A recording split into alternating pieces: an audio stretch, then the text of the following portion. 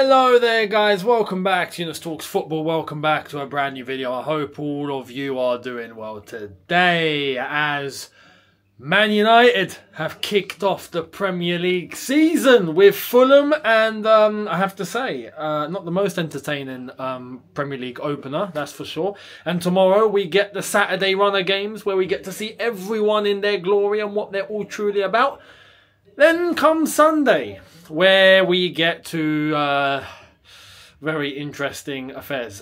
Chelsea versus Manchester City. Do not forget, tomorrow I'll be dropping the preview for that game, so make sure you guys are here for that one. I doubt there's probably going to be a double upload, but if there's big news, then I'll try and fit it in. If there's no big news, you'll just get the preview. So make sure you guys are here. Much appreciated. No watch along, as I am away, and I will see exactly what the plan is going to be and what the schedule is, because I'm going to be a lot busier than I was last season, so I don't know.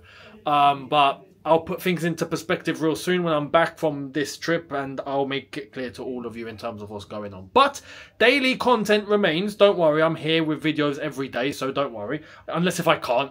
But I'm here. And the review for that game will be after the game too. So make sure you're here for the preview tomorrow. But Man United kicked off things today with a very lucky win. Some people are going to say, oh no, but United could have won 4-0. Yeah, but they didn't. You know, they missed some stupid chances because Ten Hag thought he could play Bruno Fernandes as a 9. What? Mount as a 10, Fernandes as a 9, and guess what? They couldn't score. What a surprise. Oh, and then lo and behold, he puts on an actual striker. And what happens? The striker scores the winning goal. This is breakthrough rocket science. I mean, come on, man. As far as I'm concerned, Fulham had done well. Didn't look like a weak team. Could have scored as well. People are going to say United could have scored. Yeah, Fulham could have scored a lot in the first half especially. Yeah. Naive moments, didn't take their chances. It is what it is. But United get the win. But they don't look great. So far, don't look great. We'll see what happens going into the rest of the season. But it's a win at the end of the day. They go top of the league, briefly. And we'll see what happens going into tomorrow and the day after, etc. So that's that. But let's get to Chelsea affairs. What's going on with Chelsea? Well, I've actually got quite a lot to talk about. Well, I'm gonna, because I've not got everything on screen for you guys like I normally do. I'm gonna have to like scroll and then go point by point. I'm gonna do it as I see it. So I will address everything that I can in the video, but I will go along with it as I can. John Obi Mikel spoke to beIN Sports today whilst they were covering the Manchester United Fulham game, and he said that he has spoken to a director. A sporting director at Chelsea. Yeah, he's spoken to him. And he has said, the sporting director at Chelsea was telling me about this 5 to 10 year project. No, there is no 5 to 10 year project. Now, we want to win now. Right? And funnily enough, some people are giving him stick. He said that he has spoken to a director and says that the structure of the club is a mess. He told the director that. Telling the director, the structure right now at Chelsea is a mess. Whoever the director was, whether it was Winstanley or Stewart, we don't know. But it was a sporting director. Replied with the fact that this is a 5 to 10 year project. Right? And then Mikel said, there's no such thing. We have to get back to winning now and get back into the Champions League. I've got to be honest with you guys. Right? I'm with Mikel on this. I am with Mikel on this. Why? Because these guys haven't just walked through the door. If they just walked through the door, right, and we were being told this, then, okay, let's give it a little bit of time and let's see what's going to happen. We've given it 5 windows now. Yeah, this is the 5th window. We're coming into the 3rd season. Actually, no, tell a lie. Yeah, 3rd season. 3rd season of their ownership, right? And what are we seeing? Well, this is why I've said, personally, right, this is a must for this season. We must get Champions League football. There is nothing less. I am not forgiving 5th. People are going to say, oh, but if we just miss out, there's no missing out. I don't care. There's no missing out. Do what you got to do to get this club back into the Champions League by the end of this season. End of story. You've had enough time. They walked through the door and said that they needed 4 windows. Well, guess what? We were on our 5th. Yeah? So there's no excuse now. Maresca's walked through the door, you're giving him a 5-year deal, okay, he's your man then, cool. So there's no excuse now. This is it, your backs are against the wall. Deliver. So when Mikel says this, I am completely with him. Because if the director's going to try and say, no, but this is a 5 to 10 year project, oh, how convenient.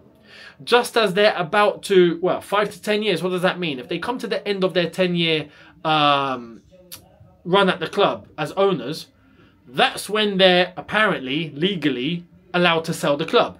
Which I don't think is the case, because I don't think anyone's dumb enough to put themselves into a situation, a business situation, where they can't sell whatever they've acquired for 10 years. It doesn't make any sense. There has to be a loophole. They are the kings of loopholes, aren't they? So they'll find a loophole. If they did really want to sell, they'd find one.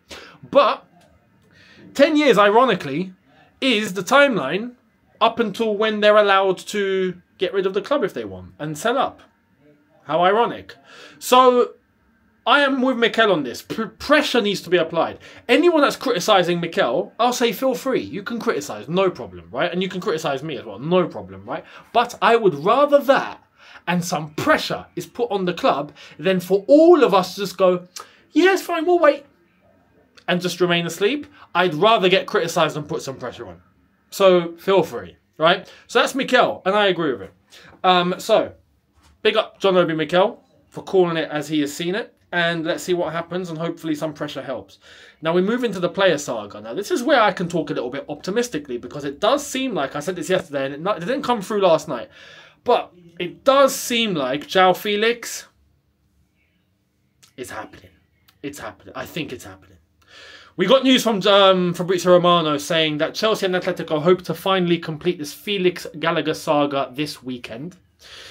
And apparently, Chelsea are very happy to hear Joao Felix is very keen and showing big interest in returning. Negotiations are ongoing and Chelsea hope to resolve them in the next few days. Aston Villa are watching, but Chelsea are favourites.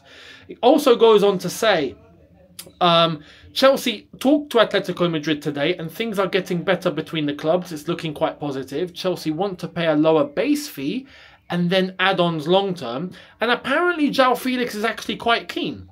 Apparently, he's prepared to fit into the club's wage structure. Now, this is why I'm saying what I'm saying. Because if he's going to fit into the club's wage structure, then boom, he's going to be a Chelsea player. End of story. He will come to the club. That's why I'm saying it's looking like it's going to happen. Because if he, as a player, is happy to take a salary of that sort of level, I might as well start saying, welcome to Chelsea now. And he seems really keen. He seems like he really wants the club. He really wants Chelsea Football Club. So we'll see. And I'm happy with that. So looks like Gallagher will end up heading off to Atletico Madrid. Joao Felix will end up coming in. We'll see when it's all going to happen, but it's looking like that's the way that it's heading. So I'm going to be happy with that because I believe Joao Felix is a player of quality. I think he is a top player, right? I remember when he was at Chelsea the last time. Yes, at times it wasn't blockbuster, but that whole team was struggling. The Graham Potter era was a very dodgy era, right? And I'd like to think that with these players in our attack now, and maybe even Maresca better than Graham Potter, yeah, well, in terms of ideology, in terms of the way that we're expecting Chelsea to play, I'd expect Joao Felix to fit in. So let's see. He's a player of quality. You saw what he delivered at Barca when he was playing, even for club or for country. He's a good player, man. So I expect him to be able to feed the club quite well. And hopefully when it does happen, we end up very happy. So that's that. Now, on top of that, the latest on Victor Osimhen. Now, this is where I have to go through the timeline and what I've managed to save. Fabrizio Romano a couple of hours ago saying Chelsea remain interested in Victor Osimhen as the option was reactivated weeks ago and talks are still ongoing. Chelsea informed Napoli that they could proceed on loan in the final days. Osimhen and his camp always been clear, not open to loan, no way to reduce salary. Right? Apparently John Obi Mikel is really keen on Victor Osimhen and is trying to get him to Chelsea and trying to get Chelsea to act. Also saying, understand Chelsea see Romelu Lukaku and Victor Osimhen as separate deals. No negotiations over swap. Chelsea are focused now on selling Lukaku on a permanent deal. Napoli are on it with personal terms agreed. Talks ongoing with Chelsea as only open to permanent sell. This is going to be separate, it seems like, and I'm all for that. I'm fine, but as long as it can correlate with each other, if you know what I mean. Chelsea want to go for Osimhen on their conditions. They see it as an opportunity near the end of the transfer market, maybe in a creative formula. Also, they see Lukaku deal as separate, so they'll try to sort a fee first with Napoli for Lukaku. Personally, how I see this, because today I think has given me a little bit of an indicator. I wouldn't be surprised if Osimhen went into the final day. I'm going to just say that now. I wouldn't be shocked. I think Chelsea are going to play hardball. I think Osimhen's going to play hardball. I think Chelsea are going to make it look like, hey, listen, we'd love to take you, but we don't need you. Lower your demands and we'll come in for you.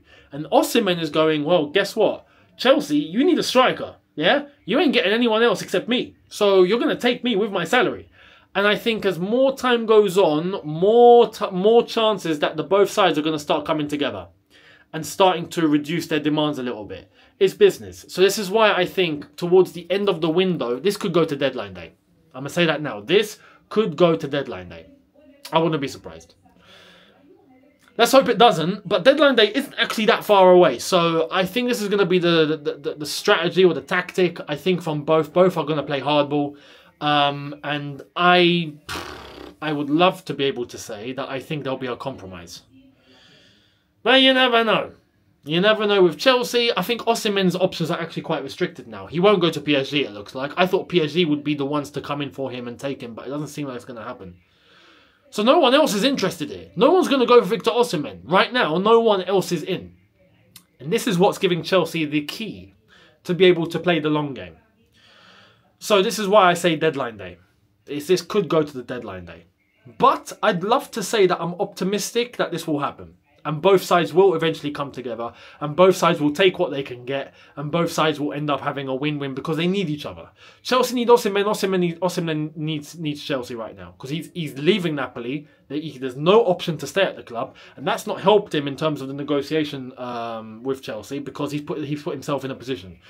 So let's see. As I said, I'd love to be able to say this is going to happen. Osimhen will join Chelsea, but I can't because you never know. You never know with Chelsea. I can't make that assurance. However, with Felix, it's looking likely. Yeah, I think that will happen. Let's hope both happens, because if both happens, we're upping the levels. At that point, I will say, yes, Chelsea, well done. Fantastic. 2 top signings here. There is also a little bit of news coming out about Chiesa. This one's blown my mind a little bit. It says yesterday, this is from DiMarzio. Yesterday, Thursday, August 15th, Juventus and Chelsea talked about an exchange that involved Chiesa and Sterling. Both clubs have explored the feasibility of the operation, but at the moment the deal seems to be blocked. Chelsea could return. I don't think this will happen. I'll be surprised, because how many left wingers do you want? What, we just got Pedro Neto, yeah? We've got Mudryk, we've got Sterling. We're going to get Chiesa. Now, unless if I'm going to say the thing that, you know what, I would be happy with this. If we were to sell Sterling to Juventus and he becomes part of the deal with Chiesa, and then we sell Mudryk, get money, as we've already got Pedro Neto in, as long as Neto and Chiesa can stay fit, we've done top business there. Top business, because personally, and I'll call this now, I don't have much hope for Mudryk. And Sterling is Sterling. I've already explained Sterling. We all know what Sterling's about. So if Sterling is make weight for Chiesa, as long as Chiesa stays fit, I'll take him all day long. But if our 2 options are Chiesa and Pedro Neto, I think that's an upgrade. I think that's an upgrade. So I would do it, but I don't see it happening. I'll be honest. I just don't see it happening. Anyway, let's wait and see. Do you see it happening? What's your thoughts on everything that I've just mentioned? All the players that I've mentioned, let me know down below in the comments. Much appreciated. I will see you tomorrow for the preview, the first official match preview of the season. Chelsea versus City. It couldn't start more difficult. I'll make everything clear in that preview in terms of what I expect and what I think is going to happen. So make sure you're there. Much appreciated. Hit the subscribe button, notification bell on. And comments in the comment section below. Thank you so much. And I'll see all of you tomorrow for a brand new one. Have a good one, people. See you lot tomorrow. Take care. And peace.